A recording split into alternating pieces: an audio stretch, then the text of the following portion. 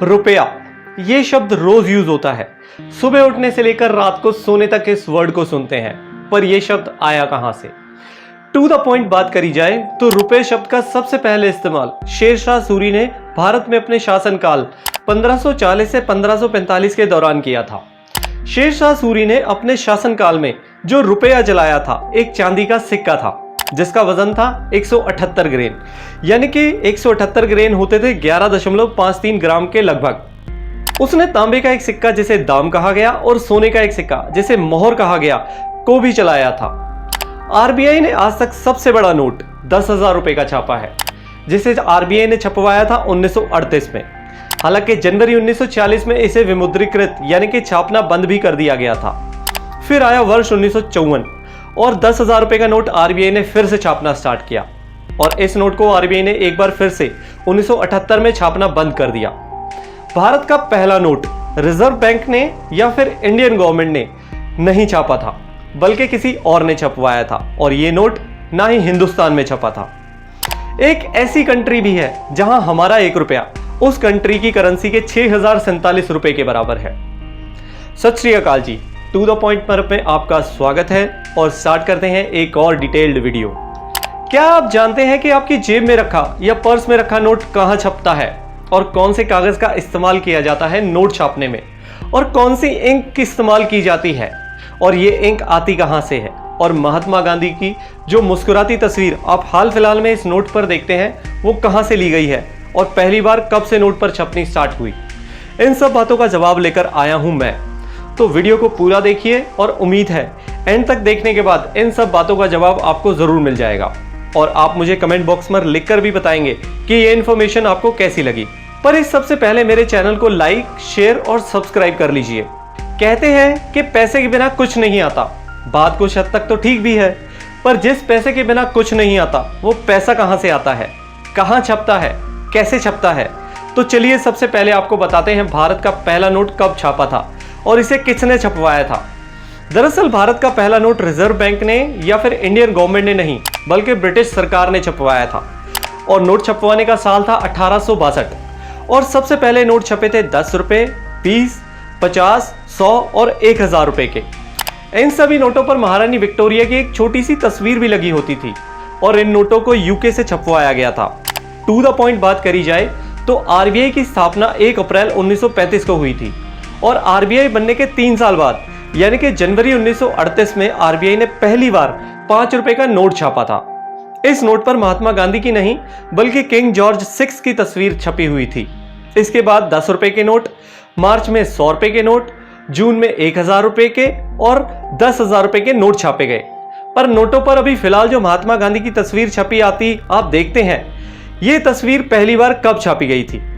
दरअसल आरबीआई के मुताबिक साल 1969 में महात्मा गांधी की 100वीं जयंती के मौके पर उनके सम्मान में उनकी तस्वीर करेंसी नोटों पर पहली बार छापी गई।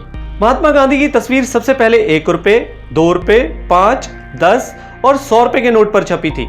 इसमें गांधी जी सेवाग्राम में बैठे दिखाई दे रहे थे, मगर 1 रुपए के नोट में चेहरे को फोकस करती तस्वीर छापी गई थी। फिर अक्टूबर 1987 में भारतीय रिजर्व बैंक ने 500 के नोट जारी किए, जिसमें महात्मा गांधी का स्माइलिंग पोर्ट्रेट शामिल किया गया।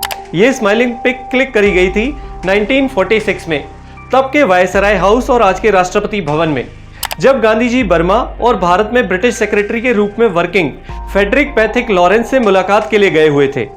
हालांकि ये जानकारी मौजूद नहीं है कि ये पिक क्लिक किस फोटोग्राफर ने करी थी।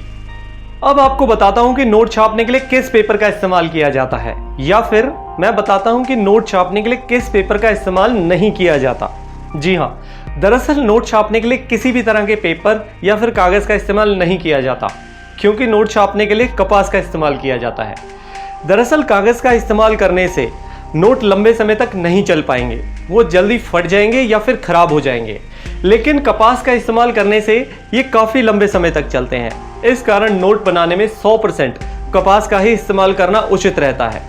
कपास ही क्यों, कोई और चीज क्यों नहीं? एक्चुअली कपास के रेशे में लेनिन नाम का एक फाइबर होता है जो कि नोट को अच्छे से संभाल के रखता है। जब नोट बनाया जाता है तो कपास के अलावा एडहेसिव सॉल्यूशन तथा गेटलिन का इस्तेमाल भी किया जाता है। इस कारण नोटों की उम्र लंबी होती है। अब बात के कहां कहां छपते हैं नोट और कौन सी इंक का इस्तेमाल होता है इन्हें छापने में, और खर्च कितना आता है, तो भारत में 4 जगह नोटों की छपाई का काम किया जाता है और नोटों की छपाई का काम 2 कंपनियों के पास है। इनमें से एक कंपनी केंद्र सरकार के अधीन काम करती है और एक आरबीआई के अंडर में। आरबीआई के मुताबिक जो कंपनी केंद्र के अधीन है उसका नाम है security printing and meeting corporation of India, यानी कि SPMCIL, और आरबीआई के अधीन काम करने वाली कंपनी का नाम है भारतीय रिजर्व बैंक नोट मुद्रण प्राइवेट लिमिटेड, यानी कि BRBNMPL। इन कंपनियों की देश में 4 प्रेस है जहां नोट छपते हैं और छपाई का काम होता है मध्य प्रदेश के देवास, महाराष्ट्र के नासिक, तमिलनाडु के मैसूर और पश्चिम बंगाल के सबलोनी में। नोटों की तरह ही सिक्के भी 4 जगहों पर ही बनाए जाते हैं। सिक्के बनाने का काम SPMCIL यानी कि सेंट्रल गवर्नमेंट की प्रेस के पास है। ये सिक्के मुंबई, हैदराबाद, कोलकाता और नोएडा में बनते हैं। अब बात खर्च करने वाले नोटों पर आने वाले खर्च की, यानी कि नोट बनाने में आने वाले खर्च की। अगर बात खर्च की करें तो नोटों की छपाई में हर साल करीब 4,500 करोड़ रुपए का खर्च आता है। आरबीआई अपनी सालाना रिपोर्ट में नोटों की छपाई में होने वाले खर्च का ब्यौरा हमेशा देती है और इस रिपोर्ट के मुताबिक 2020-21 में नोटों की छपाई में 4,012 करोड़ रुपए का खर्च आया था। इससे पहले 2019-20 में 4,378 करोड़ रुपए का खर्च आया था। नोटों की छपाई में पिछले 5 साल में सबसे ज्यादा खर्च 2016-17 में हुआ था। उस साल 7,965 करोड़ रुपए का खर्च आया था। ये वो साल था जब नोटबंदी हुई थी और 500 और 2,000 के नए नोट चलन में आए थे। दरअसल जुलाई 2019 में राज्यसभा में सरकार ने एक नोट की छपाई में होने वाले खर्च की जानकारी दी थी। तब सरकार ने बताया था कि 2018-19 में 10 रुपए का एक नोट छापने में BRBNMPL को 0.75 रुपए का खर्च आता है। सबसे ज्यादा खर्च 2,000 रुपए के नोट छापने में आता है। 2,000 रुपए का नोट 3.53 रुपए में छापा जाता था। इस तरह अगर टू द पॉइंट बात करूं तो इस टेबल पर आपको पता चलेगा कि कितने नोट छापने में कितने रुपए का खर्च आता है केंद्र सरकार का और आरबीआई का। दोनों का खर्च अलग अलग है। नोटों की छपाई का खर्च इसलिए बढ़ जाता है क्योंकि नोटों की छपाई में इस्तेमाल होने वाली इंक बाहर से खरीदी जाती है, यानी कि जिस इंक का इस्तेमाल किया जाता है वो भारत में नहीं बनती, उसे स्विट्जरलैंड की कंपनी SICPA से खरीदा जाता है। नोट में इटेंग्लियो फ्लोरोसेंस और ऑप्टिकल वेरिएबल इंक का इस्तेमाल होता है। इस इंक का कॉम्पोजिशन हर बार बदला जाता है ताकि कोई देश या फिर कोई भी व्यक्ति इसकी नकल न कर सके। छपाई हो गई, इंक और पेपर भी पता चल गया, पर नोट छपते ही सीधे बैंक में या फिर आपकी और हमारी जेब में नहीं आ जाते। बीच में कुछ और कंपनीज और ऑफिसेज हैं जहां नोट छपने के बाद पहुंचाए जाते हैं। आरबीआई की वेबसाइट पर मौजूद जानकारी के मुताबिक देश भर में 19 ऑफिसेज हैं जहां छपाई के बाद नोटों को भेजा जाता है। और ये ऑफिस कहां है? ये ऑफिस है अहमदाबाद, बेंगलुरु, बेलापुर, भोपाल, भुवनेश्वर, चंडीगढ़, चेन्नई, गुवाहाटी, हैदराबाद, जयपुर, जम्मू, कानपुर, कोलकाता, लखनऊ, मुंबई, नागपुर, नई दिल्ली, पटना और तिरुवनंतपुरम में। नोटों की छपाई के बाद प्रेस से सीधे इन्हें 19 ऑफिसेज में भेजा जाता है जहां से ये नोट स्टोर में जाते हैं। इन स्टोर को करेंसी चेस्ट कहा जाता है। ये करेंसी चेस्ट बैंकों के होते हैं। यहीं से नोट बैंकों और फिर आपके और हमारे हाथों में आते हैं। छपाई के बाद अब कोई दूसरी जानकारी। दुनिया की सबसे महंगी करेंसी कुवैती दिनार, US डॉलर, पाउंड और यूरो है। लेकिन क्या आपको पता है कि दुनिया की सबसे सस्ती करेंसी वेनेजुएला बोलीवर है। एक भारतीय रुपया 6,047.15 वेनेजुएला बोलीवर है। एक भारतीय रुपया 564.58 ईरानी रियाल के बराबर होता है। ऐसे ही बहुत से कंट्रीज हैं जहां हमारा रुपया दूसरे देश की करेंसी से इतना ज्यादा है कि आप वहां कुछ हजार लेकर ही क्यों ना जाएं, पर आप वहां पर लखपति कहलाएंगे। ऐसे कुछ देश हैं Costa Rica, Hungary, Cambodia, Indonesia, Vietnam. इन सब जगहों पर आपका रुपया इन देशों की करेंसी से काफी मजबूत है। टू द पॉइंट बात करें तो कोस्टा रिका में 1 रुपया 8.65 कॉलन के बराबर है। ऐसे ही हंगरी में 1 रुपया 4.52 फॉरेंट, कंबोडिया में 1 रुपया 53.64 रियाल, इंडोनेशिया में 1 रुपया 197.46 इंडोनेशियाई रुपया और वियतनाम में 1 रुपया 338.35 डोंग के बराबर है।